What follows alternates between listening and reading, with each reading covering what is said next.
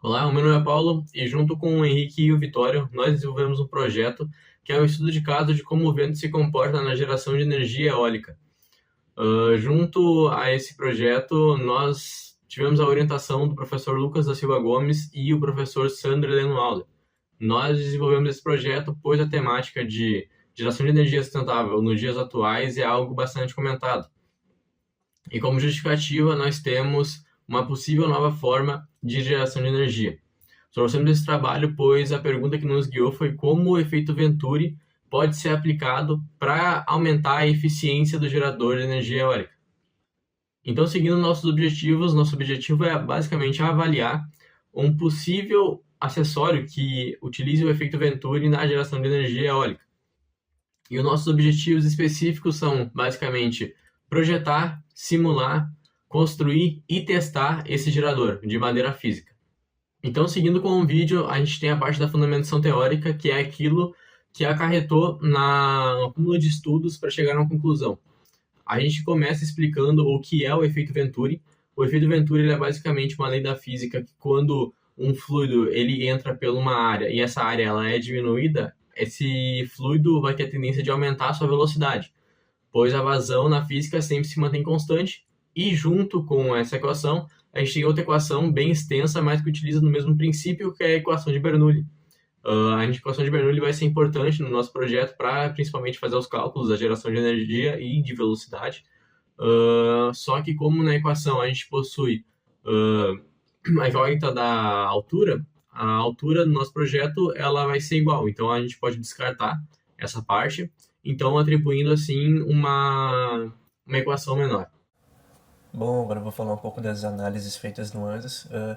Inicialmente, foi necessário criar um ambiente ao redor do modelo para que pudesse simular o túnel de vento ou simular um ambiente onde é que estaria o modelo nos testes físicos. Depois disso, nós então colocamos os parâmetros que foram analisados. Foi uma velocidade inicial de 2 metros por segundo, com uma turbulência de 15%. A estrutura do modelo em si, ela era feita de alumínio e era um regime turbulento. Bom, assim a gente então obteve os primeiros ensaios, por exemplo, primeiros resultados para o ângulo de 45, 30 e 20 graus de abertura do cone. O ângulo de 20 graus ele foi o melhor de todos. Ele teve uma velocidade máxima de 6,59 metros por segundo e a sua pressão máxima encontrada foi de 25 pascal. O ângulo de 30 graus ele foi muito próximo ao ângulo de 20. A velocidade máxima encontrada nele foi de 6,55. E essa proximidade entre os dois ângulos ocorreu diversas vezes. Isso fez a gente pensar que o ângulo ideal ele estaria entre 20 e 30 graus. Porém, como há uma variação muito pequena dos resultados, nós optamos por apenas continuar fazendo as análises e decidir qual que era o melhor ângulo entre o 20 e 30 graus. Então, por isso que nós nem fizemos ângulos menores, como 10 ou 15 graus. Então, a gente decidiu no ensaio da pressão, que, como eu falei, o ângulo de 20 foi o melhor de todos. Ele teve de 25 pascal e o ângulo de 30 teve uma pressão de 25,5 pascal. Teve essa pequena diferença. Então, o melhor ângulo foi de 20 graus. Para validar melhor o ANSYS, nós utilizamos então alguns cálculos, como o Bernoulli, como o Paulo explicou. Ao ângulo de 20 graus, então, ele teve uma velocidade máxima de 6,05 metros por segundo, o ângulo de 30, 6,1, superando de 20, e o ângulo de 45, 6,05 metros por segundo também. Essa proximidade, esses valores ocorreram assim, porque foi necessário arbitrar os valores de pressão inicial e pressão final, analisando as imagens anteriores de pressão. Bom, para a construção do modelo físico, nós precisávamos de três componentes principais, um cone e dois tubos. O tubo de maior comprimento a gente conseguiu através de uma doação de um dono de ferro velho, e os outros dois componentes a gente mandou fabricar. Porém, a gente ainda precisava fixar essas duas partes, então a gente pediu para o Valdir, um dos professores da mecânica na Liberato, para que ele soldasse para nós essas duas peças. E então a gente só isolou a junta com cola quente, finalizando a construção do nosso modelo físico. Então, com a construção finalizada, fomos para um local aberto para realizar os testes práticos. Inicialmente, medimos a velocidade máxima do vento com o anemômetro digital durante um período de tempo, com e sem com o modelo na frente, né?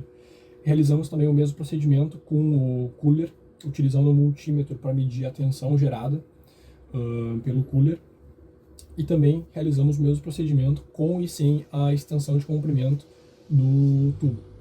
Bom, então a partir das medições realizadas no experimento, foi possível verificar um aumento de 54% da velocidade e de 167% da tensão medida quando utilizamos o modelo, certo?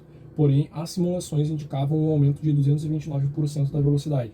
Após o experimento, nós percebemos algumas fontes de erro nos resultados.